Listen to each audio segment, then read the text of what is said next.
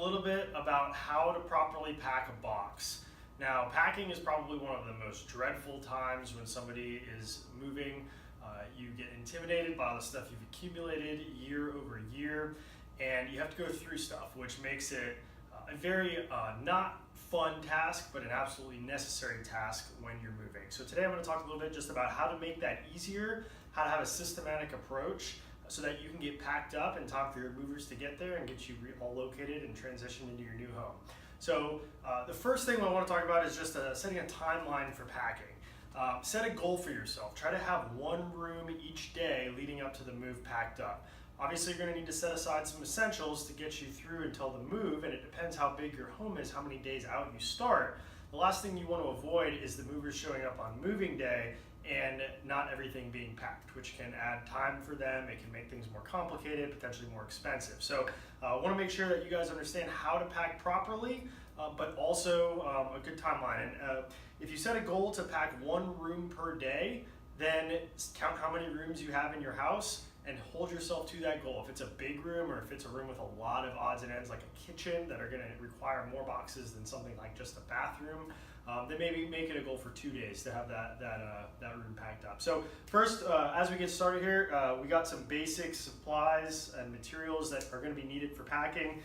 We've got your standard cardboard box.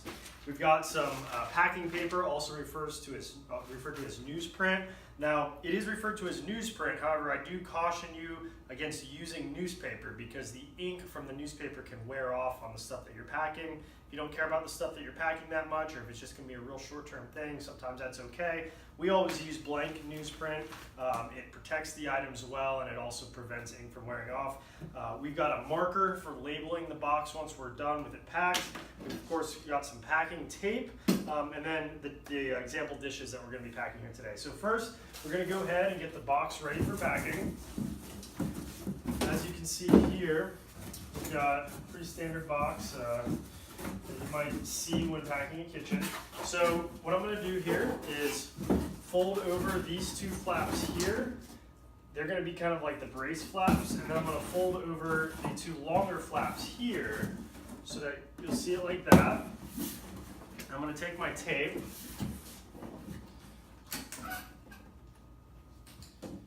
Now it's really important to tape off the bottom. Sometimes what we'll see when we go to move people is that they've just folded the corners of the box flaps over one another. That is something that I don't recommend. It's not the strongest way to do it. I recommend giving it around there, potentially double taping it. You don't run out of tape at least. So for all intents and purposes, we've got the bottom taped up. Now, when you're packing these boxes, make sure that they don't weigh more than 50 pounds. This can not only make them harder to move, but they're also harder to stack on top of one another. They can crush boxes under them if they're not being loaded properly, or if too many boxes weigh too much, and there's just no way to create a base with that many boxes. And it can also damage the integrity of the box. So items can fall through the bottom of the box when you go to pick them up. That leaves a mess. Nobody wants to deal with that. So assuming that the bottoms of your boxes are properly taped up and they're ready to go, then they shouldn't weigh more than 50 pounds. So what we're going to do next is we're going to take each of our model dishes. Actually, before we do that, it's always a good idea to pad the bottom of your box with some packing paper. This way, if your box is set down on something, maybe a little too hard, or if you have stuff underneath it or whatever, if you have glass on the bottom of it, then it's not just coming in direct contact with the solid surface that the box is going down on. So I like to put a few pieces of packing paper in my box to insulate out the bottom of it. Okay, and then once you kind of have that baseline covered down there, you can start doing the individual items. Now it's really important here to wrap each individual item that you're going to be packing. So as you're wrapping them up, something like a coffee pot, a lot of times I'm going to stuff some paper down into it to help try and reinforce the sides and the edges.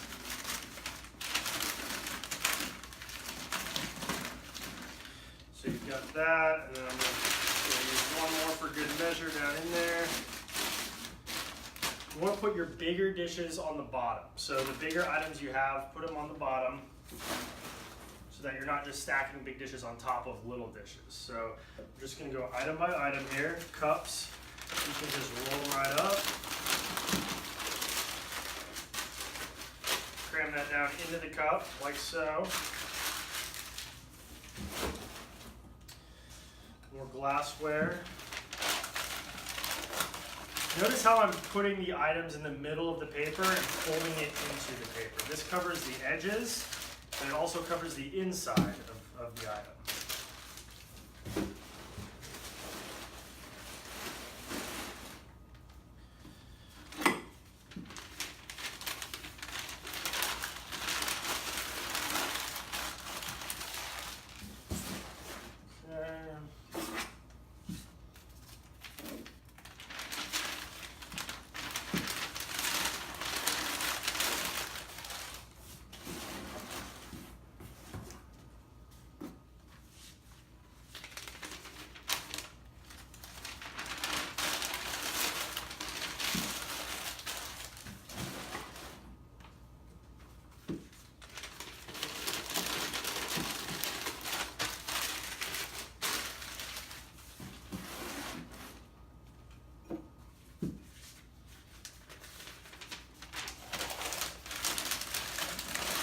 Generally, one piece of paper per item works, but if it doesn't quite cover the entire thing, it's definitely okay to use more than one piece of paper per item.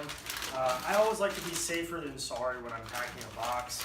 This is just so that items don't have glass showing. You want to make sure that you're covering all the glass. If you've got nice books or figurines or whatever the case may be that you're packing, make sure that every area, every portion of that is completely wrapped up. So we've got everything wrapped up here, and we've actually played some Tetris in this box and fit everything fairly tightly. So as you can see, everything's in there well. Now, we don't have anything else to pack right now, and there's still some room on the top. So to prevent the top of the box from caving downward, we're gonna go ahead and just take some paper and fill in the areas that could potentially be have air to make them more airtight, to fill that gap. This is going to provide cushioning and support in case something gets stacked on top of this box inside the truck.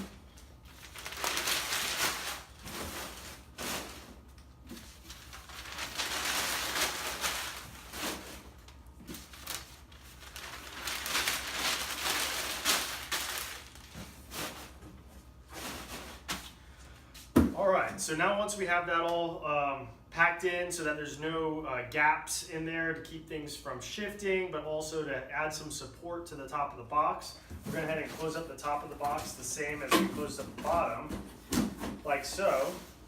And the final thing before we tape off the top is going to be to label the box. So remember, when you're bringing the boxes into your new home, you're not going to remember what's in each individual box, especially blank boxes if they're not labeled. You're also not going to remember what room they came out of. So if you're looking for your George Foreman grill, or you're looking for your favorite Florida Gators, coffee mug the next morning when you're trying to drink your coffee, instead of having to go through every room of your house and every single box, write on there. So what I'm going to write on this one, it looks like all these items came from a kitchen.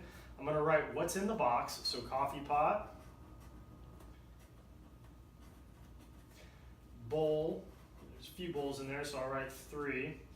I think there's about 3 cups in there, and a couple other just random dishes.